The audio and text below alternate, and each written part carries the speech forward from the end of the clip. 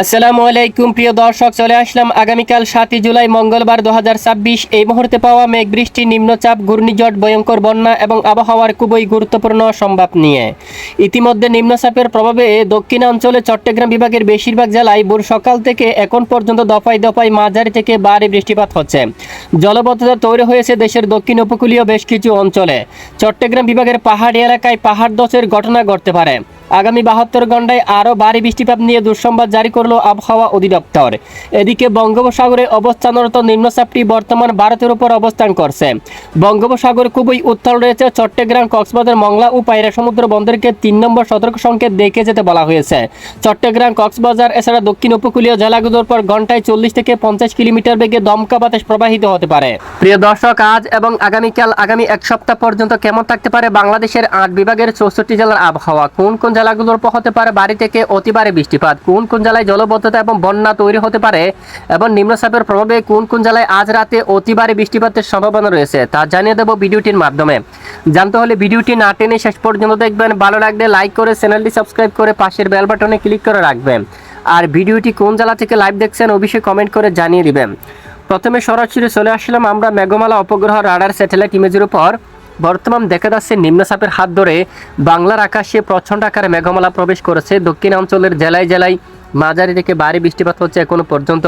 টেকনাফ, কক্সবাজার, উখিয়া, চ্যানমাটি, মহেশখালী, চকরিয়া, পেকুয়া, কুতুবদিয়া সহ এখানে দক্ষিণাঞ্চলের বেশিরভাগ এলাকায় একেবারে বর্ষার মুষলধারে মাঝারি থেকে ভারী বৃষ্টিপাত হচ্ছে। এবং চট্টগ্রাম বিভাগের উত্তরাঞ্চল আকাশ মেঘলা থাকবে।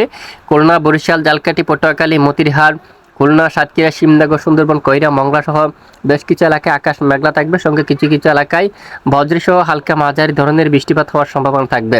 এদিকে রাজধানী ঢাকা বিভাগের বেশ কিছু এলাকায় আংশিক মেঘলা সহ আকাশ পরিষ্কার থাকবে। দেশের উত্তরাঞ্চল, রংপুর, ময়মনসিংহ এখানে আকাশ প্রায় আংশিক মেঘলা থাকতে পারে। এবং এদিকে সিলেট বিভাগের কয়েকটি অঞ্চলে বজ্রসহ বিক্ষিপ্ত আকারে হালকা মাঝারি ধরনের বৃষ্টিপাত হওয়ার সম্ভাবনা থাকবে।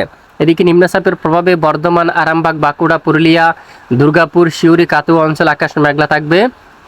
এদিকে খড়গপুর, তারপর কোলাঘাট, হালদিয়া সহ দেশের দক্ষিণাঞ্চলের বেশিরভাগ জেলায় আকাশ একদম মেঘলা থাকার সম্ভাবনা রয়েছে। এবং এই মুহূর্তে বঙ্গোপসাগর খুবই উত্তাল রয়েছে। চট্টগ্রাম, কক্সবাজার, মংলা ও পায়রা সমুদ্র বন্দরকে 3 নম্বর সতর্ক সংকেত দেখিয়ে যেতে বলা হয়েছে। দেখুন, এখানে সকল মাছ ধরা নৌকা ও ট্রলারকে পরবর্তী নির্দেশ না দেওয়া পর্যন্ত উপকূলের কাছাকাছি সাবধানে চলাচল করতে বলা হচ্ছে। বর্তমান নিম্নচাপটি ভারতের উপর অবস্থান করছে। এদিকে দেখুন ঝাড়খণ্ডের উপর অবস্থান করছে এবং এখানে বঙ্গোপসাগরে ঘন্টায় প্রায় 60 কিলোমিটার উপরে দমকা বাতাস প্রবাহিত হচ্ছে। আগামীকাল মঙ্গলবার 7 জুলাই আগামীকালও উত্তাল থাকতে পারে বঙ্গোপসাগর। দেশের উপকূলীয় জেলাগুলোর পর 50 কিলোমিটার বেগে ঘন্টায় 50 কিলোমিটার বেগে দমকা হাওয়া, ঝড়ো বাতাস কিন্তু বয়ে যাওয়ার প্রবল সম্ভাবনা থাকবে। একই সঙ্গে বৃষ্টিপাত হতে পারে মাঝারি দিকে ভারী বেশ কিছু এলাকা জুড়ে। আগামীকাল মঙ্গলবার 7 জুলাই সাগরের দিকে মাঝারি থেকে ভারী বৃষ্টিপাত হতে পারে।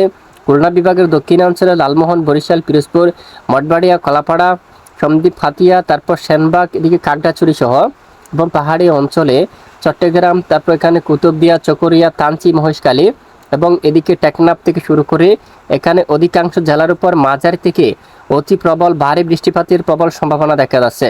এরপরে বুধবার 8 জুলাই নাগাদ আবারও দেখতে পাচ্ছি এখানে দেশের একেবারে দক্ষিণাঞ্চল টেকনাফ, কক্সবাজার, উখিয়া, চ্যানমার্টিন, চকরিয়া, কুতুবদিয়া এবং এখানে অনেক এলাকায় হালকা মাঝারি ধরনের বৃষ্টিপাত হতে পারে।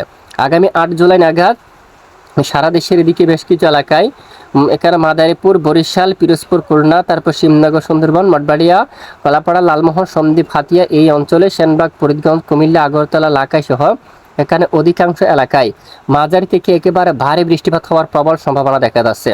দেখুন, এখানে ভারী বৃষ্টিতে জলবদ্ধতা তৈরি হতে পারে এবং চট্টগ্রাম বিভাগের পাহাড়ি অঞ্চলে পাহাড় ধসের ঘটনা ঘটতে পারে।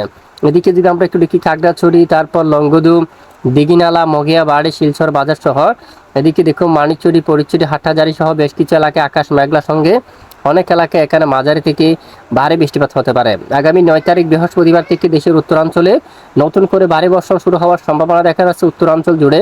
তখন গাইবান্ধা, ঘোড়ারঘাট, বালুরঘাট, রংপুর, কুচবিহার, এদিকে শিলিগুড়ি, দার্জিলিং, ধুবুরি, তারপর এদিকেও কিন্তু অতি প্রবল আকারে ভারী বৃষ্টিপাত হওয়ার প্রবল সম্ভাবনা দেখা যাচ্ছে।